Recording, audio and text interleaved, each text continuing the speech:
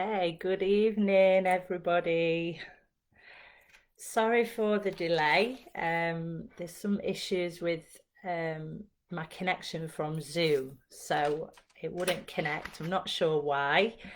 Um, Hopefully it's coming through. My internet's fine according to according to the statistics of that, but yeah, can't come through from Zoom. So sorry to keep you waiting. Hopefully a few people can join this evening. If not, this will be available in the group, so you'll be able to catch up as always. So let me know if you're here, say hello. It would be lovely to hear from you. So I did have a few slides, and which is why I was coming from Zoom, but I'm not going to be able to use them now. Um, so I'm just gonna get started.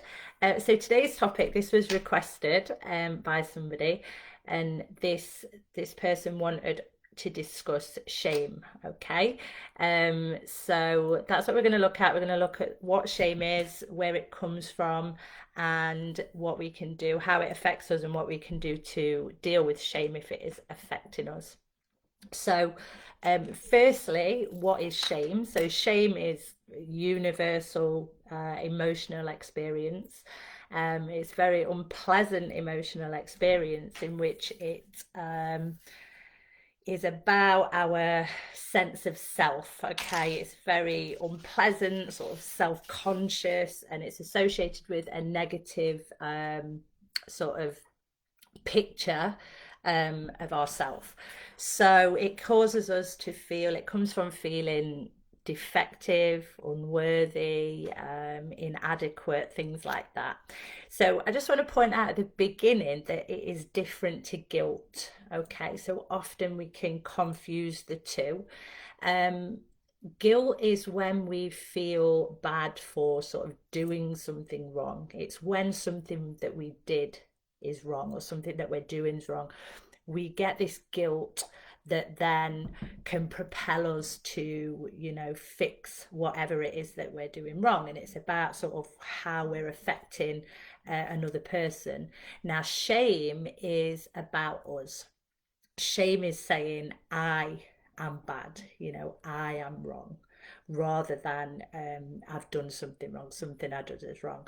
So shame, guilt, the best way, if it's guilt that you're sort of struggling with, because this video is going to be looking at shame, but if it's actually guilt that you find that you're carrying around and you can't seem to break free of, just to sort of put it out there that guilt is a good thing initially, in the sense that it connects us to a part of the brain that can propel us to fix something, to put something right. So it does allow us conscious responses, whereas shame doesn't. Shame is, we've been hijacked, it's fear based, and it's very sort of primal. So with guilt, if you can move towards recognizing, owning, taking responsibility for what you feel guilty about, and move towards making amends, sort of owning it, making it amends, letting go of the judgment on yourself, self forgiveness, asking others for forgiveness. That's how you sort of deal with guilt and move on from it, rather than just sort of playing it. Because if you do keep getting trapped in a cycle of guilt, then it will start to get into the sort of fight flight. It will start to create anxiety and things like that. But initially, guilt is a sort of signifier to us that we need to put something right, that we've gone a breach of our sort of values, a breach of our morals, we've done something that doesn't line up and make us feel comfortable, and we want to put it right. So if it is guilt that you're dealing with, to just sit in guilt and ruminate is wasted emotion, and it keeps us in ego and away from love. So to shift from that is to think about owning it, making amends, moving more to remorse. How can I put this right? Empowering yourself with that sort of question, rather than why did I do this, and keeping in this self-pity and in the ego, right, how can I put it right? What steps? And recognize you might need to do some practices to forgive yourself and ask for forgiveness. So that's just a little bit about guilt, because this video is about shame, but the two do get confused sometimes. But guilt is I've done something bad, shame is I am bad. Okay. So shame is much more raw, whereas guilt involves these sort of conscious cognitive processes for us to motivate us to fix something. Shame doesn't. Shame is very raw. It's very fear based, very fight flight based, and that's why we get them really unpleasant wave of emotions over us. And we really just want to be invisible, we just want to disappear. And we have this impulse to either defend ourselves or hide. We get defensive or we hide when we feel shame. And even one of those, if we go into that, prevents us from being able to heal it, to see it differently, to understand it. So where does it come from then? So shame, along with everything else, is sort of happens, is created during our early life experiences. So from very young, we're deciding, we're learning what's okay. Am I okay? Am I not okay? It will depend where we praised, where we criticized, where we loved, or where we neglected. Did we get a message often that we were inadequate, that we were not enough, that we were unworthy? So if you grew up in a particularly abusive environment or dysfunctional, chaotic environment, then that message, unfortunately, does of not being worthy, something wrong with you, being bad, things like that. And it settles in the mind on a very deep subconscious level. So we make a decision, as with all of what happens in the first sort of 7 years of our life anyway. This is where the majority, of our decisions about life, about ourselves, is all made. The sort of stories created in that time. And then it's only when we have the conscious awareness of, perhaps this story isn't right, that we can go back and make changes. So if we decided I'm not worthy, or I'm inadequate, or I'm defective, I'm bad, then we will have felt ashamed. And then over time, that shame takes a hold of our self-image, and it really affects our self-esteem. Okay. So it's very destructive, where obviously guilt can be destructive in if it continues, if we don't sort of get out of the guilt and make amends and move on from it. But with shame, this is very destructive, because there's no cognitive processing going on, because it's so raw and it's so ingrained in us. It's just pain. It's real emotional pain. So it's been correlated with a lot of self-destructive behaviors, such as addictions, violence, aggression, eating disorders, all kinds of things. If this shame is not recognized and understood and dealt with. So it's really not helpful to be ashamed of yourself. Okay. It's not helpful. It's not going to motivate you in any way to make changes if you are running this shame program, of shaming yourself and hiding yourself, hiding parts of yourself. So it can often stem from what other people think of us, and then therefore, when we've developed this shame, we can get triggered quite easily. We can be quite sensitive to things. So someone might criticize us, or maybe they've not, but we take it as criticism, and you can just feel this wave of shame. You just want to, and like say, you will either defend or you'll just want to hide. You just want to become sort of invisible. Same thing with any sense of being rejected or mocked in any way, even if it's light-hearted. It can really touch that shame wound, that wound of shame.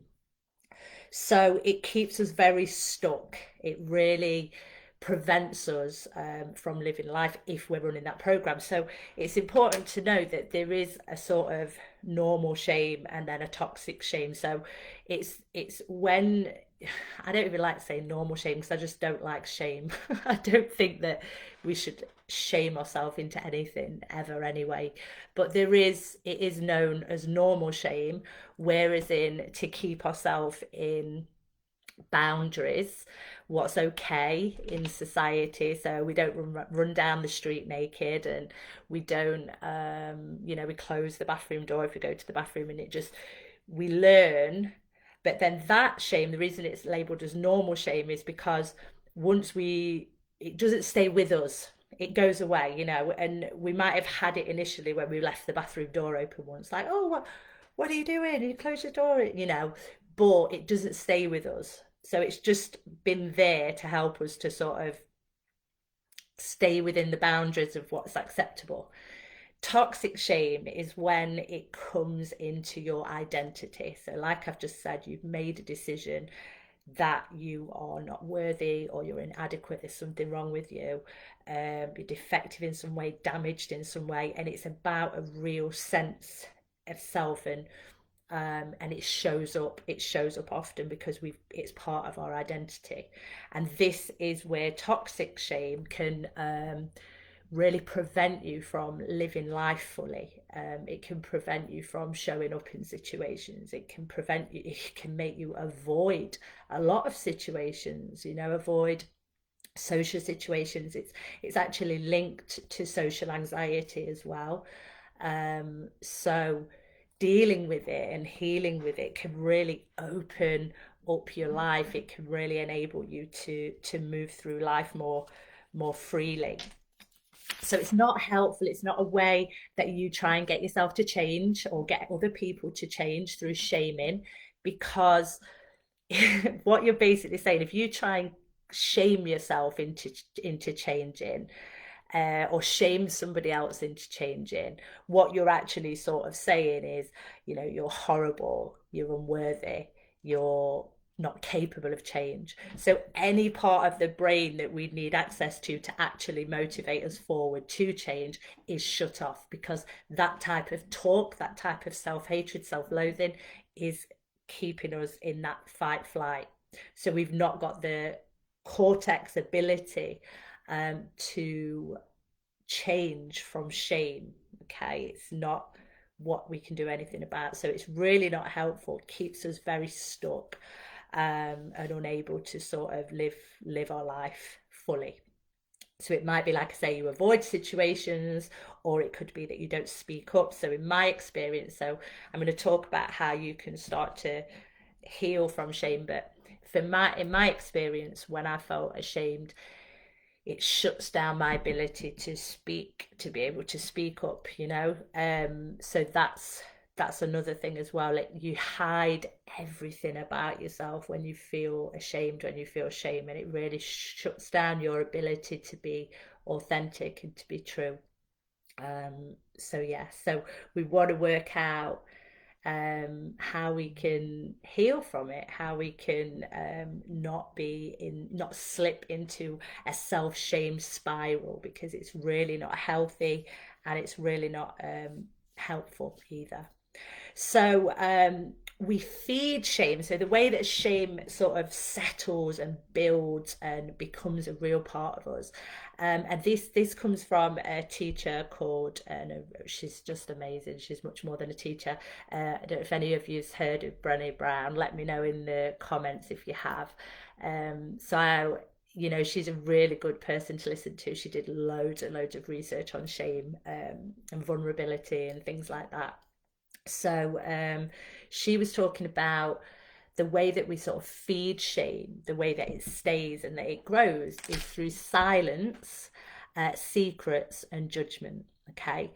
And sort of my interpretation of that is, if we keep things silent and secret and we're judging it harshly, we are trapped in our ego, we're trapped in our trauma, and we're trapped in our inner child perspective. So from there, from that place, to just be stuck in that place, where really eroding away the part of us that believes in ourselves, that thinks that we might be able to change, that wants more for ourselves, because we're stuck in this really unconscious part of us that can't see a bigger perspective. So if we're keeping things quiet, we're not speaking about things, and we're keeping secrets, and we're making these judgments, we're actually feeding the shame within. um so the antidote to that is empathy. So it's a compassion focused therapy is often used to help people deal with shame, but ultimately to develop empathy and understanding, shame can't survive against that. Okay, it can't, because the only way that shame can grow and survive is because it's kept silent and it's not spoken about, and there's secrets and there's judgments and it's in the dark. And empathy is light, compassion is light. The only thing to dispel darkness is light. So anything that's running unconsciously has this sort of control over us. But the minute that we shine a light on it, and especially when we do it from a compassionate angle, then it loses so much of its power, if not all of its power over us, and we're able to make positive change. So empathy and self-compassion starts with talking to yourself as you would a loved one. So, if your child or friend or somebody felt ashamed about something, how would you talk to them? That loving, compassionate way needs to be taught to ourselves. Talking about it in general, actually, when you feel shame, speaking to somebody you trust, reaching out about it, telling your story, all of that dispels the shame, because it's out and the light is overcoming the dark. It's not secretive. It's not, we're not keeping quiet. It's that's how it's growing um, unconsciously. So I'm going to give you a few steps. If this is something that I can't see the comments on this, I don't know if anybody else commented, but there's no comments coming up on this. But I'd love to know if this is something that you can relate to, and it is universal. We don't get away, we don't get to come in this experience and not feel shame, but we can deal with it. That's the thing. We can work to heal it and let go of the toxic shame that's keeping us really believing that we are unworthy in some way or inadequate in some way. So, step one, and this I learned this a long time ago from Tony Robbins. So, Tony Robbins is another great teacher, some really good techniques. And he talks about that you can't analyze shame because it keeps us in the head, doesn't get rid of it in any way, but we can flood it out with the good. So obviously empathy and compassion is good as well, and it can't survive in the face of that. But shame in ourselves, it can also can't survive if we flood it out with good. So it's like concentrating on things that you are proud of about yourself. You could go back through your whole life, like every day, or when you're starting to, slip into sort of shame or anything like that, just start to think about those things that you could be proud of, those things that you've done, 4 to 5 things, go through your whole life anytime, but focus, pay attention deliberately to the good that you are, to everything that you've done that's felt good, that's signified good. You can also do it with gratitude, because gratitude just brings that emotion up as well, and just amazing things to the brain that helps us to feel better. So we can flood it out. We can flood it out with good emotions. We don't want to analyze it or battle with it. We just want to pay attention differently.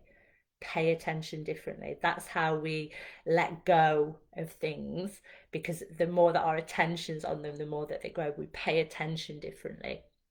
The more that we do this, we repeat it and we bring emotion to it, we alter the brain, we alter the subconscious mind, and we alter the limbic system. We calm things. So flooding it out. What can you be proud of? What have you done in your life that you could be so proud of? And really get to it, write it down, and 4 to 5 things, and just let that flow through the body, um, and just flood it out.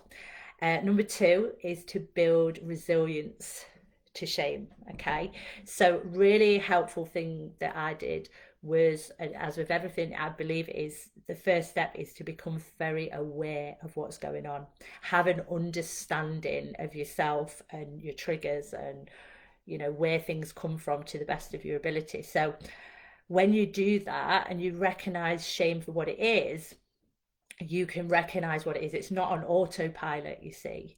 You've got more of a chance of doing something about it. So, for example, if I was to feel shame, then then I would label it. Ah, this is shame.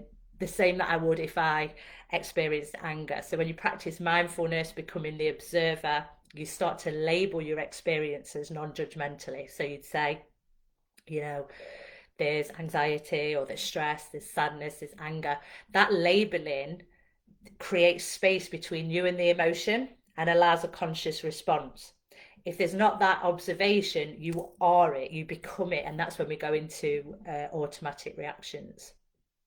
So recognize when you're in shame. So also get clear, like what is it that you're ashamed of? What is it about yourself that you're ashamed of? What do you think is wrong with you? And this is, it's sad, when you first do this and you think about the what you think about yourself and the way you are, or the way you look, or the way this, and you've got all this shame, but to be honest, again, it's not operating then in the darkness and controlling us. We bring it forward, we shine light on it, we can do something about it. So it might be a bit painful to admit that you're ashamed of certain aspects of yourself, parts of yourself, but if you want to let it go, that's exactly what we have to do. So what it is you're ashamed or embarrassed about, anything like that, and then start to recognize when you're in shame and label it, and understand that because of the likelihood, there's a quite a big likelihood of acting out when we're shamed. So we get defensive, we don't like the feeling of shame, so we'll either, some people will just sort of shrink in or whatever, want to hide, but often we act out. So an example, um say you was at school, so teachers, I remember they didn't have the best skills in my school when it come to um dealing with emotional stuff. So you do something in class, you do something wrong, and your teacher shames you for it. Okay, so shames you for getting something wrong. Now, if you feel shame, if you've experienced shame, it's highly likely that your response could be one of, you know, shouting at the teacher, stomping out the class, slamming the door. So you've not only had that shame that you're dealing with, you've then got the struggle of the acting out. You could feel shame and then snap at somebody else who's nothing to do with it, because you're really struggling with that wave of intense emotions. So this is why it's really important to do this, because it is likely that if we experience this shame that we're gonna act out. So getting clear, wow, this is shame, label it, and then do use techniques to pull yourself back and ground. So this is where mindfulness and self-compassion comes in. If you've got a regular mindfulness practice and you're starting to become the observer of your experience, you're starting to get connected with your emotions, you're starting to observe them with curiosity, you're starting to take a third person observer position of your inner world. So it's really helpful when it comes to triggers and things like this. So you use your mindfulness to pull back, and you could use self-compassion to reground yourself, soothe yourself, have them kind words. Remember that this is a child inside of you that feels this way. And what would you say if it was your own child? So you reground yourself, and from that place, you then can decide what the next steps are. So that's two. And that's how we build resilience. We start to build resilience, we do the work necessary, and over time, it's not a dominant part of us anymore. Although it could still stay there, you know, it's very deep, it's very raw, shame is. But if you do these things, then you can learn how to work with it and how to let a lot of it go, and how to, when it is triggered, what to do for the best. So, step three is talking about it. So, speaking shame, okay, which is something that requires a little bit of vulnerability. And, you know, when I was listening to Brené Brown about this, she said, like, you've got to say the word as well. So we pussyfoot around things, don't we? We'll say things like, oh, yeah, that was embarrassing. But there's a difference between being embarrassed and being ashamed of something. Yeah. And that's when we've got to be a little bit vulnerable. We've got to speak out, because this is something that shame can't survive if we are speaking out and telling our story, telling our truth about it. So speaking out about shame, about the emotion with someone you trust, you're taking it from unconscious in the dark, controlling you, to conscious, where you are in the driver's seat and you are emotionally re-educating your inner child, showing him or her that it is safe to be vulnerable, that vulnerability is not weakness, it's actually power, and it actually sets you free. Okay, so if you want to not be operating from this program, from this pattern forever, we have to emotionally reparent, re-educate that part of the mind that created all these decisions about ourselves. And then finally, number four is we have to make a choice that we are going to love and accept ourselves. Okay. No one on this planet is perfect, all right? We're not supposed to be perfect. We're human beings and we've all got flaws and we all make mistakes, and no one is supposed to be perfect. We need to really make a deliberate effort and choice to accept the way we think, the way we feel, what our needs are, what our wants are, our sexuality, anything about us. If we don't want to experience shame, we've got to accept it. And, you know, accepting it doesn't mean you're going to stay that way forever if you don't want to, but it means accepting yourself as a whole. So if any of you's heard about shadow work, there's loads of parts of us that we decided at some point in our life are not acceptable, and we rejected a lot of part of us. And this is where this sort of shame cycle comes from, and lots of other shit comes up from it as well. So a real good way to deal is to do a bit of shadow work. Realize that's why we judge other people a lot of the time, because it's something we've rejected in us. And then it makes us mad when we see other people doing it, but we've actually got that in us as well. So shadow work's really interesting. So accept what you've got going on, okay? And that is actually a motivator for change as well. You can't be changing when you're criticizing and shaming and beating yourself up, but if you accept, it creates space and it creates calmness, so that if you do want to make changes, you're more able to do so. Self-love is the enemy of toxic shame, okay? So it is what we need to do to be able to move through our shame. So how do we love and accept ourselves? So again, mindfulness practice. So if you think acceptance, non-acceptance is judging, you know, criticizing, doing all these things. Well, when you practice mindfulness, you start to approach life, approach yourself, approach other people in a non-judgmental way. Through non-judgment, you actually are accepting something about yourself. So it's only when you're passing judgment as right, wrong, good, bad, that you are not accepting. So mindfulness and meditation teaches you to relate differently to yourself and to other people and become more accepting. Again, it doesn't mean that you agree with things necessarily or that you don't want them to change. It just means that you accept it because it's there, because it's a fact, because it's real. So there's no point in putting all this extra drama to it, because that actually keeps you stuck in a cycle. Inner child work is amazing to build self-love and acceptance. It's just beautiful when you connect with your inner child, and you can help heal those wounds that were created in child. mantras and affirmations. So you want to work with, thinking of subconscious reprogramming, which is done through repetition and emotion. So we just practice things often and we bring emotion with them, and we say the words that our subconscious needs to hear. And that helps us to let go of old patterns of thinking and feeling and start to create the programs and the patterns that we want to live from. So remind yourself often that nobody's better than you. You're not better than anyone else. There's no better or worse, and we're all imperfect beings here. And if anybody wants to get deep, get faster, sort of understanding healing of this, then is work that you can do to actually uncover the events that obviously created the shame in the first place. And that's just some deeper healing work that you can do through deeper meditations, inner child work, things like that.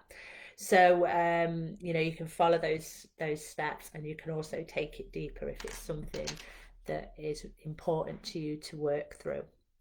So yeah, so there are some tips for shame. I hope this has given you an understanding.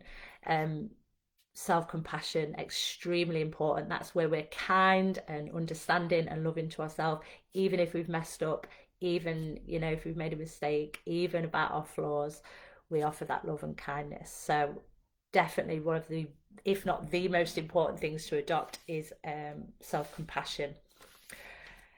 Going forward, if anybody wants to take things further, the next mindfulness course is coming up. So that's a 6-week course where you can learn to be more present, change your relationships with your thoughts and feelings, calm your nervous system. So just bring that balance back, create a lot more self-awareness so that you can make the changes.